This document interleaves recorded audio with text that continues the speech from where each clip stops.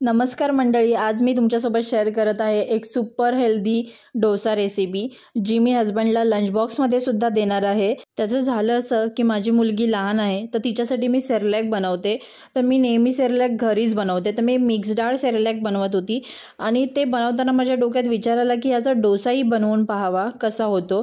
पण तो डोसा इतका उत्तम झाला की तुम्ही पुढे पाहालच। तर त्यासाठी मी जे सेरेलॅकसाठी ज्या वस्तू घेतल्या सगळ्या मिक्स डाळी घेतल्या, त्याच्यामध्ये तांदूळ, नाचणी, सर्व प्रकारच्या डाळी, मी ज्या ज्या डाळी घेतल्यात ते इथे नावं दिलेली आहेत। त्याचबरोबर उडीद डाळ आणि मेथी मी साईडला थोडी भिजत घातलेली, कारण मला डोसा बनवायचा होता। आता हे सेरेलॅक बनवताना सगळ्या डाळी आपण जशा धुवून घेतो, जसं तांदूळ धुवून घेतो डोशासाठी, तसंच मी सगळ्या डाळी धुवून घेतल्या आणि त्या 5 ते 6 तास भिजत ठेवल्या होत्या।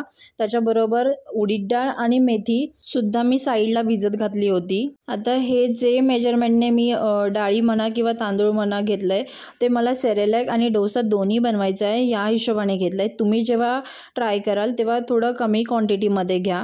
मी ज्या डाळी भिजत घातल्यात त्याच्यातल्या साधारणतः 2 वाटी एवढ्याच डाळी घेणार आहे डोशासाठी, आणि त्याच हिशोबाने मी उडीद डाळ सुद्धा भिजत घातलेली आहे।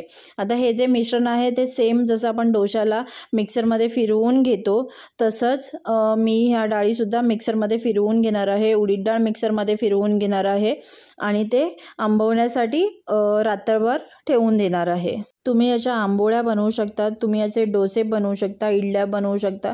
इतक्या सॉफ्ट आणि स्पॉन्जी होतात की तुम्ही एकदा ही रेसिपी नक्की ट्राय करा। सगळ्यात महत्त्वाचं म्हणजे याच्यात सर्व मिक्स डाळी आहेत, त्याच्यामुळे हा डोसा इतका हेल्दी बनतो। तुम्ही मुलांनाही देऊ शकता लंच बॉक्समध्ये। तुम्ही पाहू शकता जेव्हा मी हे पीठ आंबवण्यासाठी ठेवलं तेव्हा इतकं सुंदर पीठ आलेलं आहे, म्हणजे ते ज्या भांड्यात ठेवलं होतं त्याच्यातून ओव्हरफ्लो झालेलं आहे।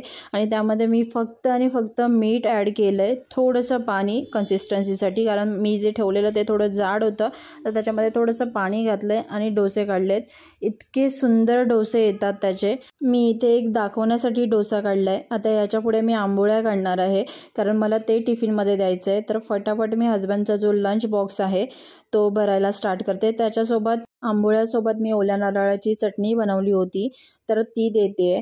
त्याच्यासोबत आपण सांबारही बनवू शकतो किंवा दुसरी जी टोमॅटोची चटणी आहे तीही बनवू शकतो। आणि अगदीच काही बनवायचं नसेल तर तुम्ही चहासोबत सुद्धा हे खाऊ शकता, खूप सुंदर लागतं। जसं आपण चहा चपाती खातो तसं डोसा चहा सुद्धा खाऊ शकतो।